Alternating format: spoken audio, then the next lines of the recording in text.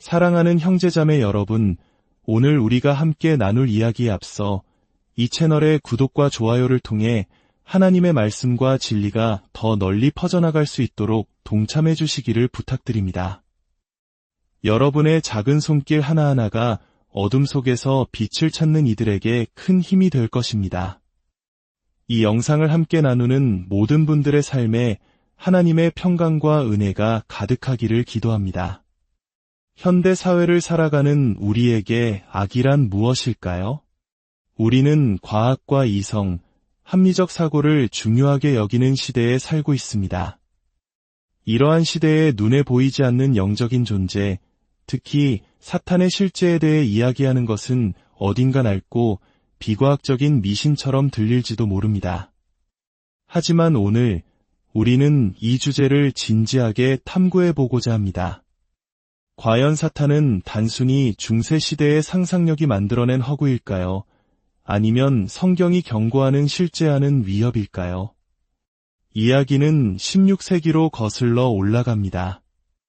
위대한 종교개혁가 마르틴 루터는 그리스도인의 삶을 위협하는 세 가지 적을 세상, 육신, 그리고 마귀라고 말했습니다. 루터에게 마귀, 즉 사탄은 단순한 신학적 개념이나 교리가 아니었습니다. 그는 사탄의 실제를 자신의 삶 속에서 너무나도 생생하고 처절하게 경험했습니다.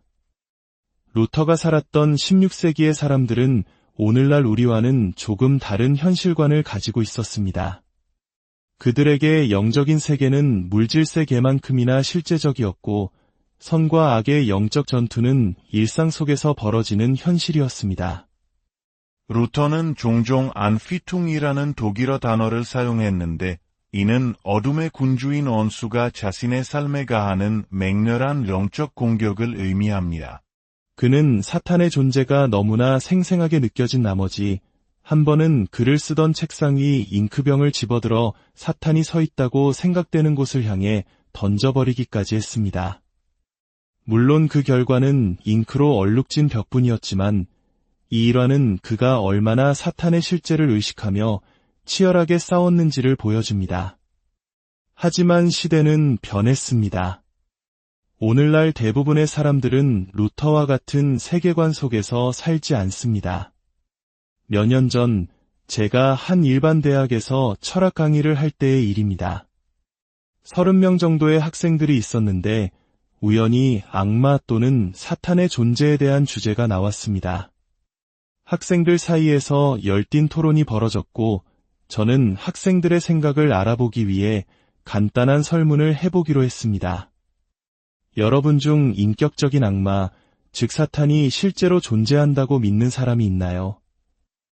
30명의 학생 중 손을 든 사람은 단 3명이었습니다.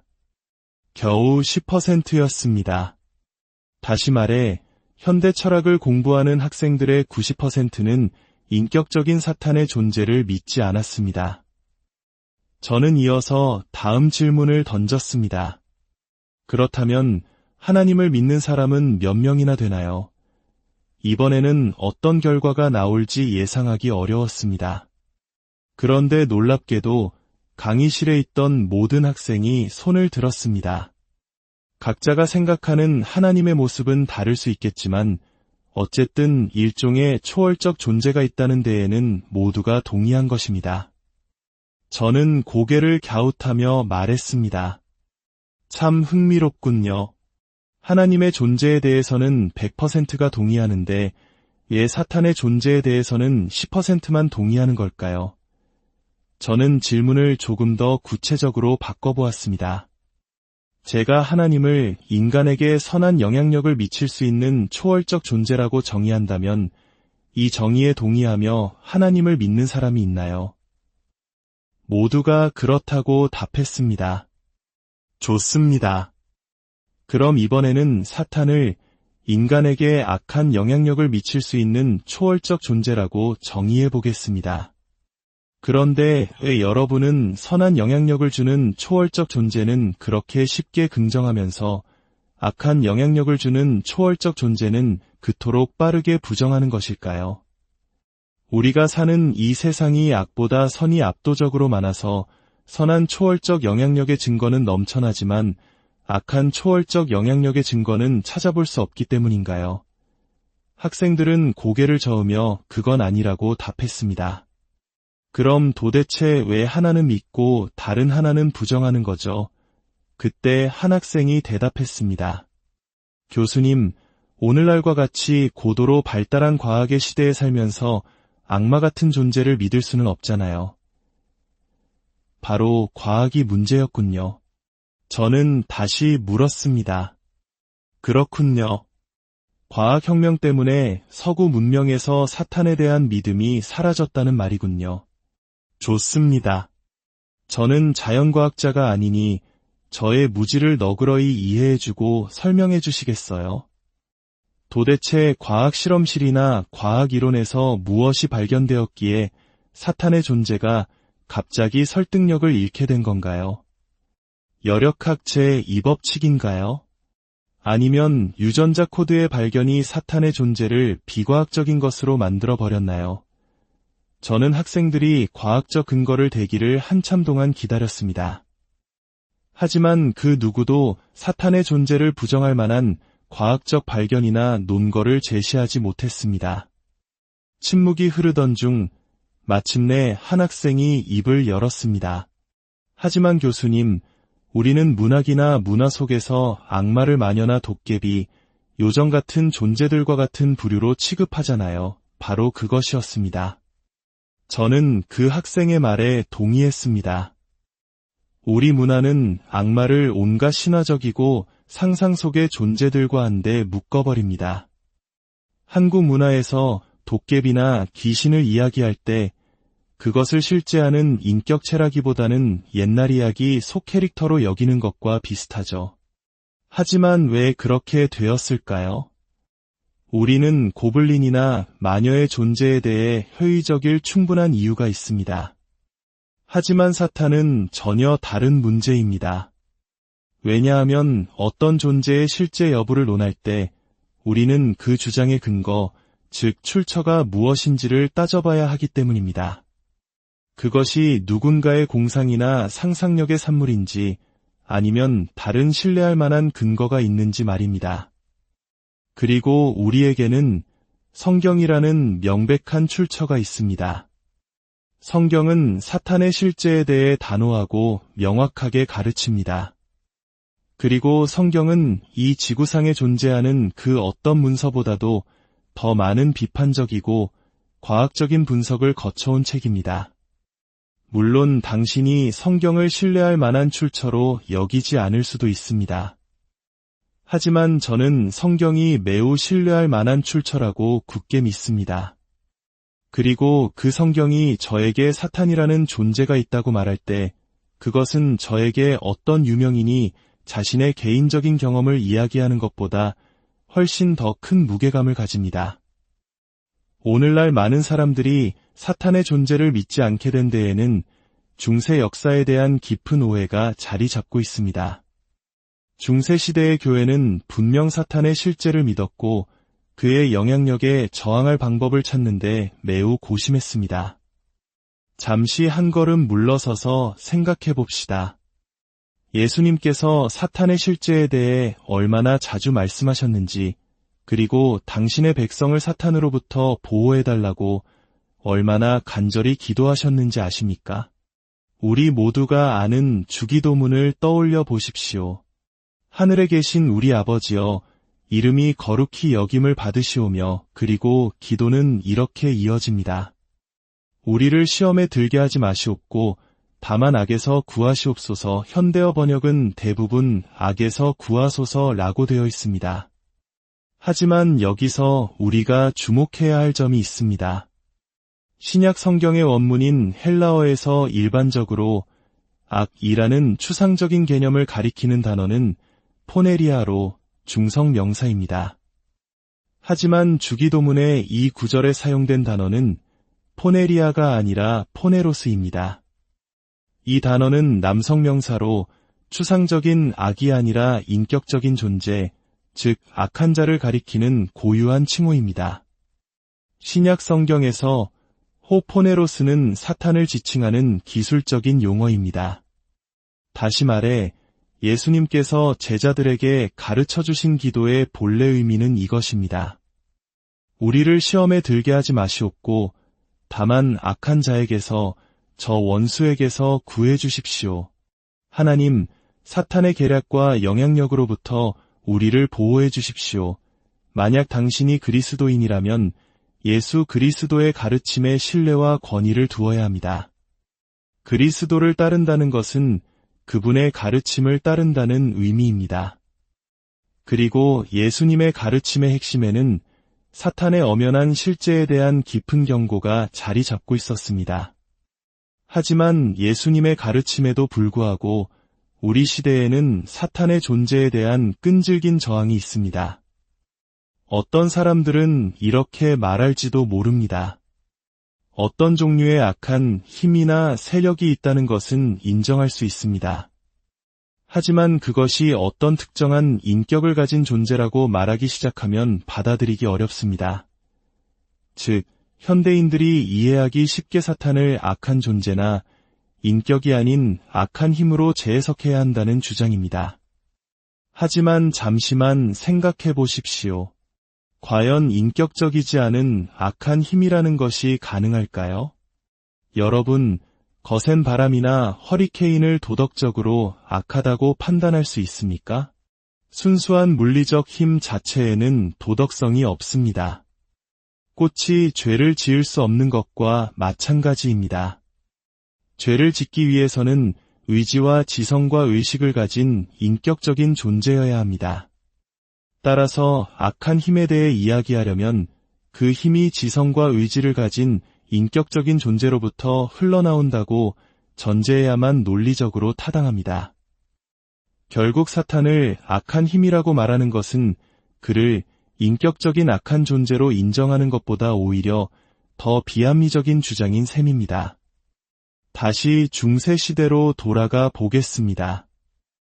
왜 우리는 사탄의 존재를 거부하게 되었을까요? 앞서 말했듯 중세교회는 사탄의 공격으로부터 스스로를 보호할 방법을 찾고자 했습니다. 그들은 사탄이 교만 때문에 타락했다는 사실에 주목했습니다. 그리고 성경이 마귀를 대적하라 그리하면 너희를 피하리라 고 말씀하신다는 것을 알았습니다. 그래서 교회는 이런 결론에 도달했습니다. 사탄을 대적하는 가장 좋은 방법은 그의 교만을 공격하여 그를 조롱하고 모욕하는 것이다. 모욕당하는 것을 견디지 못하는 그는 우리를 떠나갈 것이다. 이러한 생각에서 교회는 사탄을 아주 우스꽝스럽고 기괴한 모습으로 묘사한 캐리커처들을 만들어냈습니다.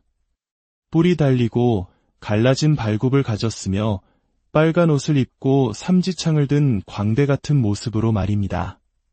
그리고 그 그림들을 벽에 걸어두고 사탄을 조롱했습니다. 하지만 비극적이게도 다음 세대는 그 그림들을 보고 이렇게 생각하게 되었습니다. 설마 우리 부모님 세대가 저렇게 우스꽝스럽게 생긴 존재를 진짜 믿었다는 말인가? 얼마나 순진하고 신화적인 생각인가?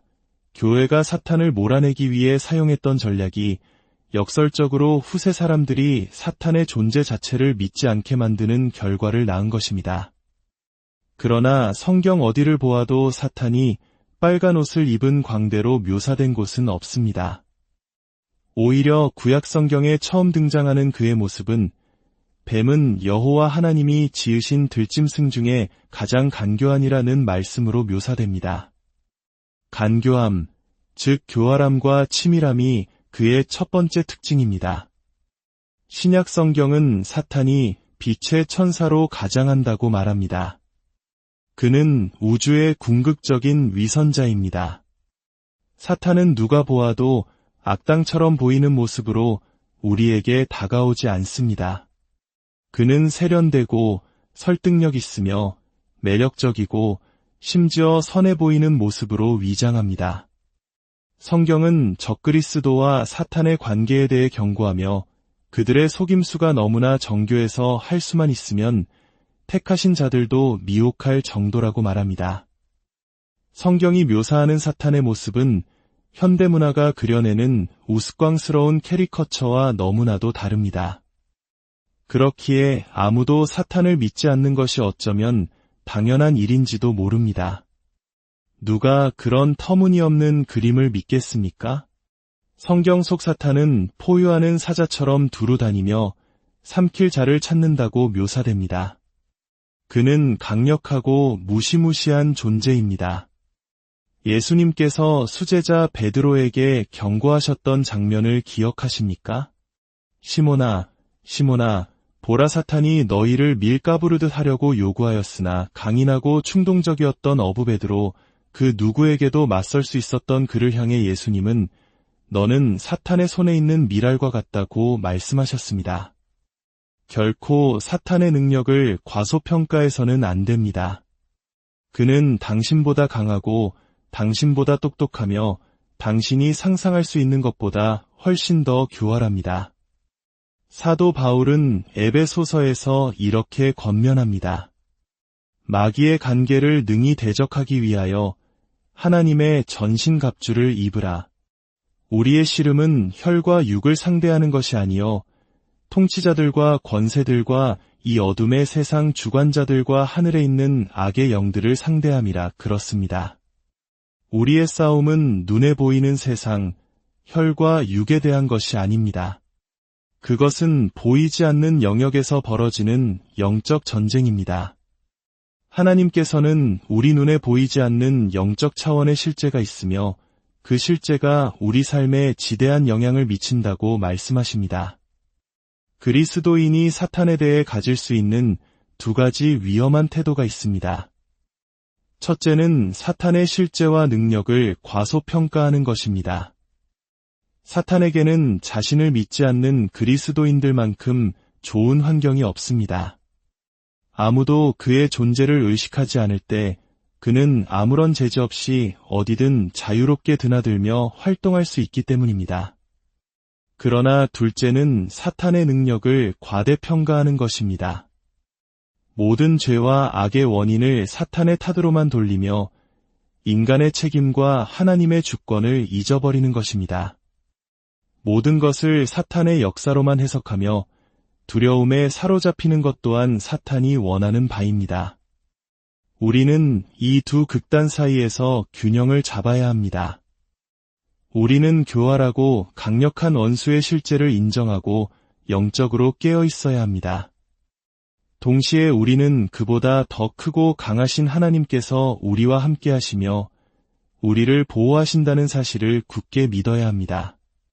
우리는 하나님의 전신갑주를 입고 예수 그리스도의 이름으로 담대히 서서 이 영적 싸움에서 승리해야 합니다. 사랑하는 여러분, 보이지 않는 악의 세력은 실제하며 우리를 넘어뜨리려 합니다. 그러나 두려워하지 마십시오.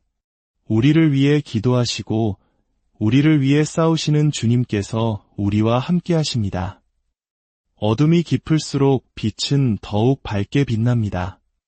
주님의 말씀을 붙들고 기도로 무장하며 믿음으로 굳건히 서서 날마다 승리하는 삶을 살아가시기를 주님의